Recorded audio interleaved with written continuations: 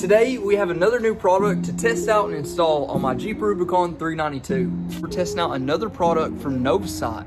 You can tell right here, these are the 2-inch off-road lights, and I'm not gonna worry about installing them using the factory auxiliary switches. They have a great wiring kit that comes with these, and I'm gonna show you guys through all of it. And I probably already know what you're thinking. For the front, we've already got fog lights on the bottom, we've got floodlights, we've got the halos that go on the headlights, the high beams, the normal low beams, daytime running lights, and we've also got the lights on the A-pillar. So the front, I'm pretty good to go on that. I don't want to add anything else for now anyway, and I don't really like light bars. I've got just as much light as I need with the equipment I have on it right now. So these are going somewhere a little different. Now, just work with Novsight like I have in the past, I've been extremely impressed, not only with their actual product and packaging, but with the actual customer service. If you have any issues, they help you out. Now with this, the packaging, like I said, is pretty impressive. So whenever you open it up here, you're gonna see an installation guide, and it really just goes over all the basics. That way, if you haven't installed a kit like this, you'll know how to after reading this. They've also got a layout of the lights. They tell you all the sizes so you can verify clearance before you really go to drill any holes or mount anything up. Now, aside from that, you've got a cover, of course, covering all the goodies. And then you got your actual setup. Of course, with these lights, it always comes with an awesome wiring kit, usually long enough to do anything that you need. Now today, we're gonna do something different, so I'm hoping it works out.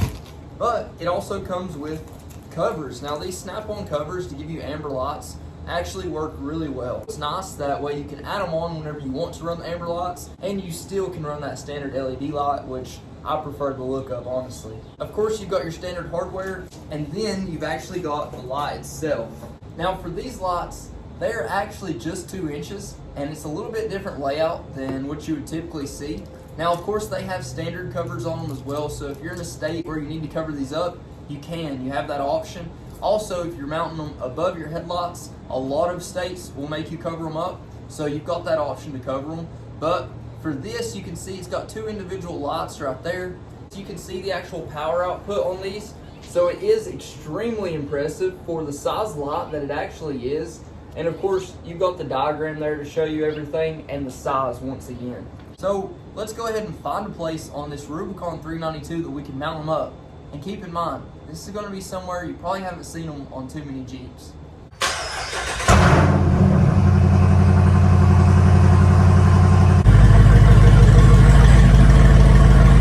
Now for these lights, instead of mounting them up front like we have in the past, I'm wanting to mount them in the rear. Now since I have got the Oracle tail lights, the reverse lights are extremely bright.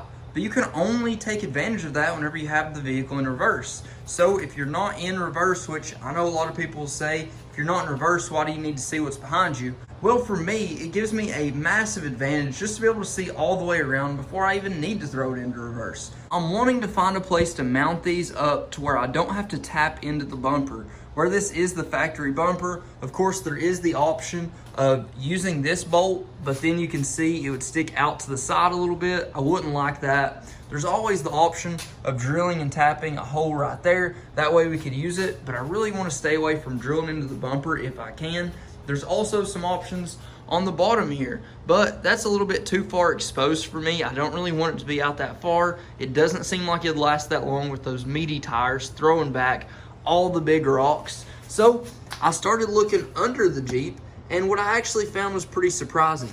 So directly under basically where your reflector and your sensor is, there is a spot right there. Now there's also a spot right here on your bumper, but it's a little too far forward for comfort for me. I still want my departure angle to be exactly the way it is now. Now obviously one of the first things that's going to hit is probably going to be your receiver, typically anyway. Now on this side you've also got the tow hook, so you could run into that.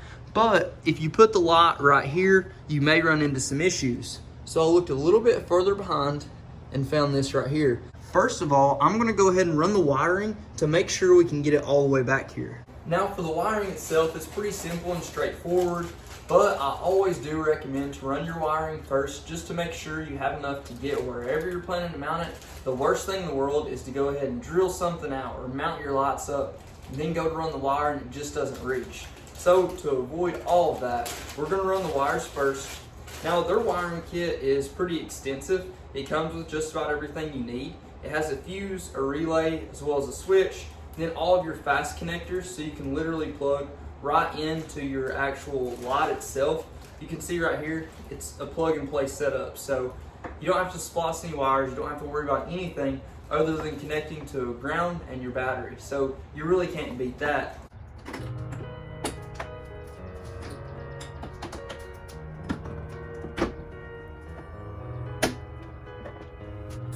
We can ruin the night with the cold hard truth.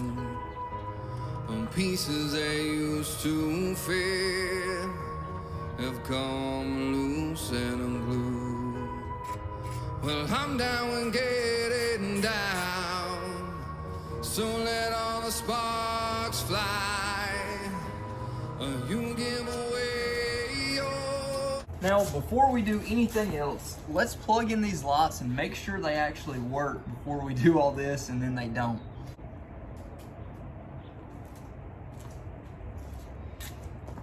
And they definitely do work. As you can see right here, that's kind of what the pattern looks like. Now it's looking like this is a spot, so you can tell there, it looks like it is a spot beam. And of course with both of them, you can see that right there, pretty darn bright. So now that we know that they work, we need to test out and see if this line is actually gonna go all the way back there. I'm not actually very optimistic about it. Now that I've got it ran as far as I need to go all the way back there might be too far. So I've got it ran, and they are gonna run out about right here midway through the tire. So my option for the back is not looking very good.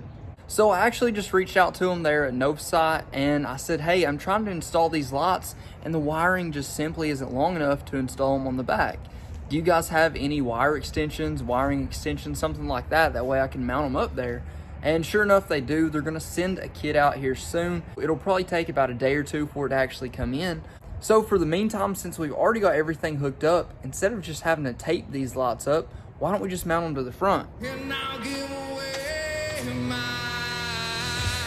It feels like we keep on feeding the fire, letting go. One of the best things about the Rubicon steel bumpers is it gives you a lot of options for mounting anything, and it makes it extremely easy. So if you wanted, it would be easy to tack on 100 lights on the front, which, like I said, these are going to go on the back, but for now, just as a placeholder, they'll be fine right here.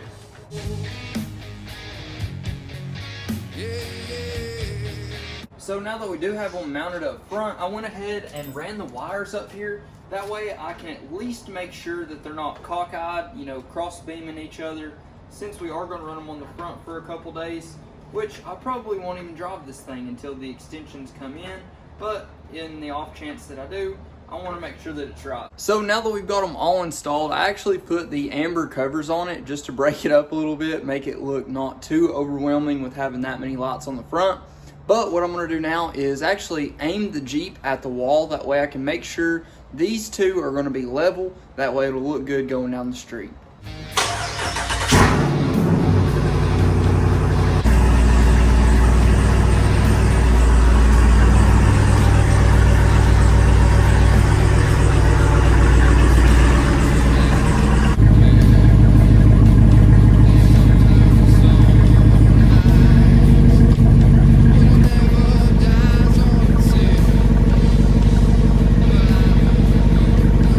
This thing is brighter than a Christmas tree. You can tell we've got the spotlights up top. Of course, we got the standard fog lights. We've got the floodlights. We've got the off-road lights on the bottom, and it looks awesome.